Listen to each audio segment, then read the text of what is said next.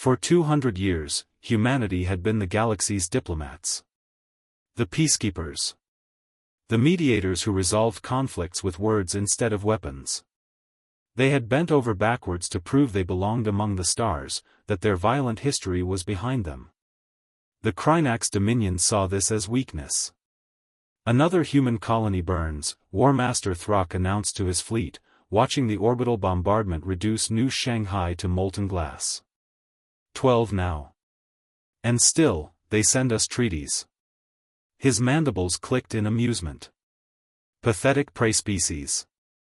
The Krynax had been testing humanity for decades. Border skirmishes. Accidental attacks on civilian ships. Territorial violations. Each time, Earth's response was the same: diplomatic protests, economic sanctions, peace conferences. The galaxy watched and whispered. Humanity had grown soft. They had forgotten the violence that had united their homeworld. Then came the massacre at Arcturus Station. 5,000 civilians, mostly children from the interspecies school. The Krynax didn't just attack it, they broadcast the slaughter across every comm channel, their war cries echoing through the screams. This time, Earth's response was different. Every human embassy across the galaxy went dark simultaneously. No explanation.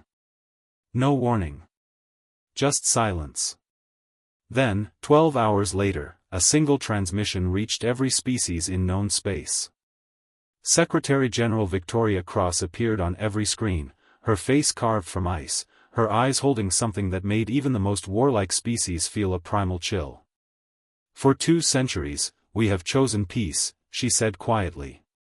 We believed we had evolved beyond our nature. We were wrong. We didn't evolve.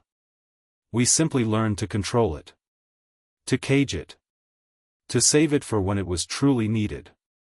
She leaned forward, and her smile was terrible. The Krynax Dominion wanted to see what humans look like when we stop pretending. Consider this your education. The transmission ended.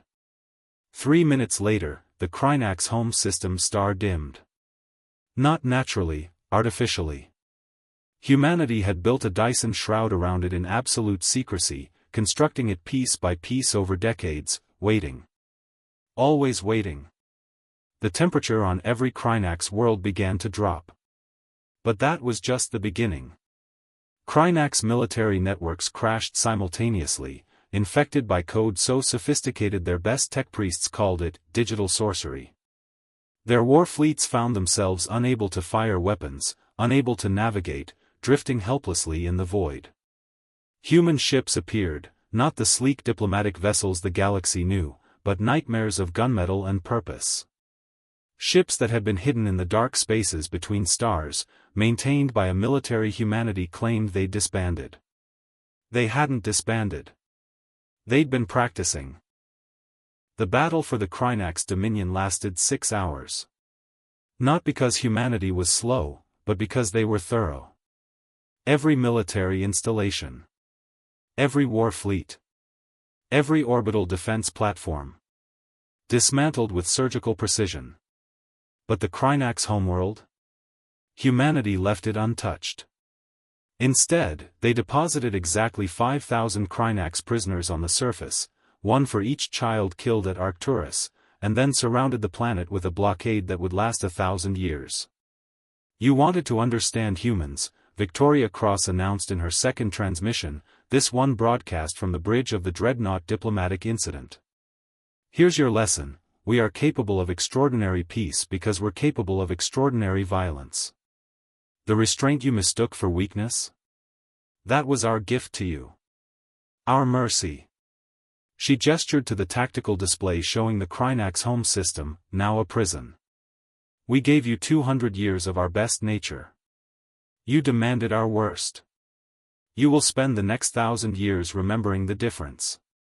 The transmission ended, and humanity's fleets vanished as quickly as they'd appeared, returning to whatever shadows had hidden them. The diplomatic vessels returned. The embassies reopened.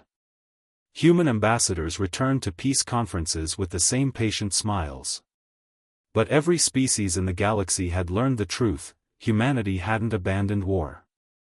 They had simply learned to use peace as their first weapon. And their second weapon? Nobody wanted to see that again. The galaxy had peace for the next 500 years. Real peace. The kind built not on love, but on memory. The memory of what happens when humans stop trying.